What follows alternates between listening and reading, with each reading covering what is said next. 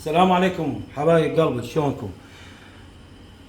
مثل ما عودتكم راح اخلي لكم القياسات بالمضبوطة على القياس 20 كيلو، يعني صندوقين 20 كيلو. قطعتهن شرحتهن. باكر عندي ان شاء الله مناسبة بحضرها، وردت اقول لكم على التتبيله مالتها والقياسات البهارات اللي انتم ردتوها من عندي. بطلين خل،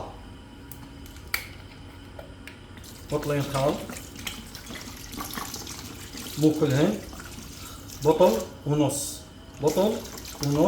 خل حتى لا يصير خفيف كلش.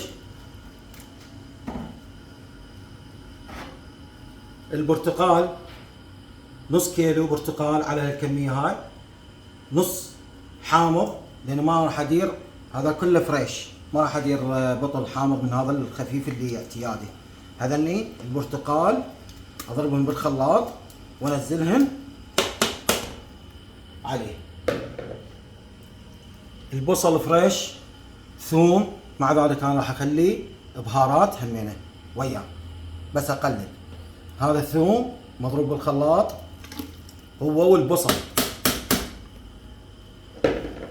اللبن الكمية نص هاي، ما اخليه كلها.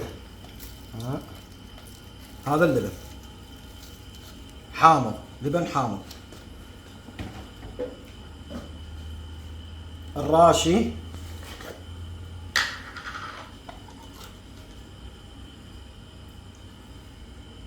نص، هاي الكمية نص من عندها، هاي مو دعاية للشركة او هاي، نص اخلي من عندها حتى لا يصير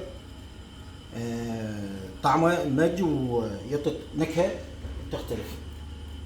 الملح حسب الذوق، تقدرون بدون ما تذبون على الدجاج تخلوها بسطلة وتنزلون الخليط مالتكم وتذوقونه. تقريبا هاي ربع نص من هاي. البهارات هسه راح نجي على الاساسيات. البهارات لمندوزي حسب الذوق راح تذوقه انت. لمندوزي، الفلفل الحار، البابريكا اكو نوعين، بيها بارده وبيها حاره. انا نستعمل هذا الحار، الفلفل الحار.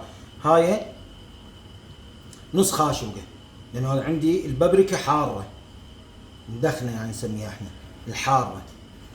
همينه خاشوقتين حسب اللون اللي تريدونه، هسه راح تشوفونه. هيل نص خاشوقه مال اكل، نص خاشوقه مال اكل.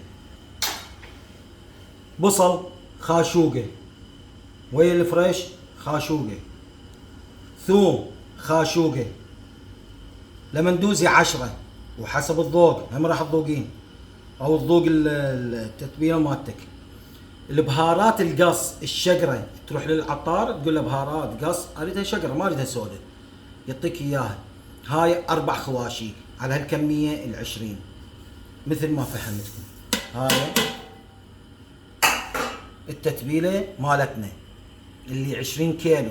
اللي عندك اكثر تزيد الكميه حسب هاي الكميه البهارات اللي موجوده عندك، وتبقى انت تذوق التتبيله مالتك، تبقى تذوق وتطعم التتبيله مالتك لحد ما انت تريد الطعم اللي تريده، من حموضه ملوحه ماشي عيني.